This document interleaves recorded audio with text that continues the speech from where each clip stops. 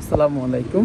রাত এখন বাজে 1:43, তার মানে হলো প্রায় 2টা।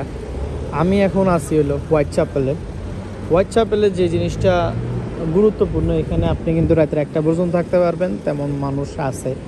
তারপর আজকে হোয়াইট চ্যাপেল স্টেশনও মোটামুটি অন আছে অ্যাট দ্য মোমেন্ট, কারণ স্যাটারডে নাইটে পুরো থাকে।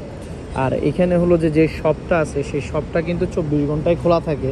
সো আপনি 24 ঘন্টা এখানে আইসা খাবার টাবার পাবেন, হালকা শুকনা টুকনা খাবার পাবেন।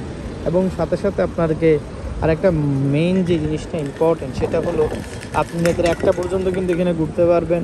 কিন্তু সকালবেলা উইলে কিন্তু দেখবেন আগামীকাল এখানে সব কিছু কিন্তু বন্ধ বন্ধ থাকে, রবিবার যদিও বন্ধ থাকে।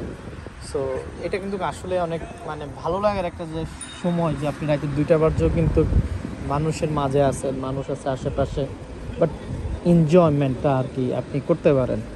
সো এইটা এত রাতে থাকা ভালো না, কারণ কিছু করার তো নাই। আপনি বাইরে আছেন যখন, ঘোরাফেরার ভিতরে একটু থাকতে চাচ্ছেন থাকেন, বন্ধু বান্ধবের সাথে আড্ডা দিতে চাচ্ছেন আড্ডা দেন, ঘোরাফেরা করা উচিত, ঘুরেন, এই আর কি অবস্থা। তো